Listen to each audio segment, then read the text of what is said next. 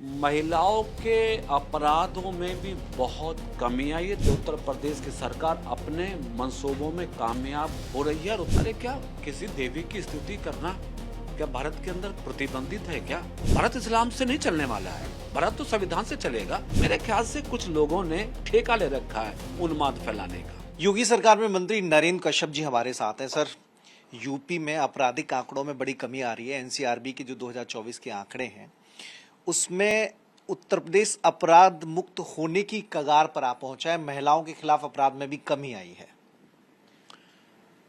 योगी जी ने सत्ता संभालने के बाद प्रदेश की जनता को स्पष्ट किया था कि हम करप्शन और क्राइम पर जीरो टॉलरेंस की पॉलिसी यूज करेंगे।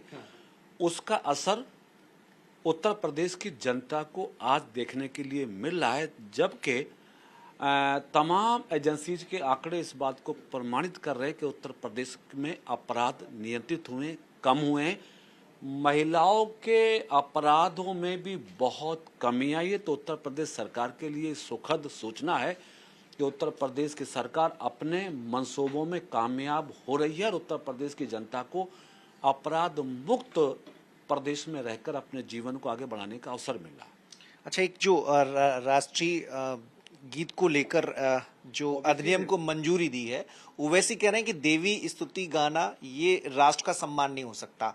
एआईएमपीएल भी ये कह रहा है कि ये संविधान की मूल भावना, मूल उद्देश्य के खिलाफ है, इसे वापस लिया जाना चाहिए। राष्ट्रीय गान और राष्ट्रीय गीत पर भी भारत के लोग सवाल खड़ा करेंगे तो उनकी सियासत कभी देश में चल नहीं पाएगा। अरे क्या किसी देवी की स्तुति करना क्या भारत के अंदर प्रतिबंधित है क्या? वो कहते हैं इस्लाम में प्रतिबंधित है। और इस्लाम से थोड़ा ही भारत चलेगा ना। भारत इस्लाम से नहीं चलने वाला है, भारत तो संविधान से चलेगा।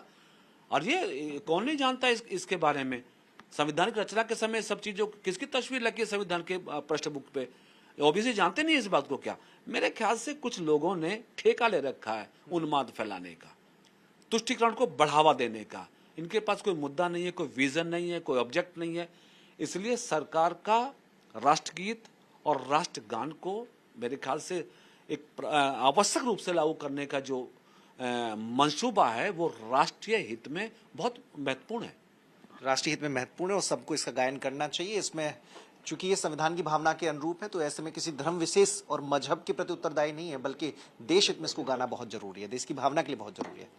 कैमरा पर्सन सदैव सिंह के साथ मनीष यादव, टाइम्स नव भारत, लखनऊ। खबरों की रणभूमि में यहाँ शोर नहीं सोच लड़ती है, जहां शब्द नहीं फैक्ट्स वार करते हैं और हर सवाल खोलता है सच की नई परत।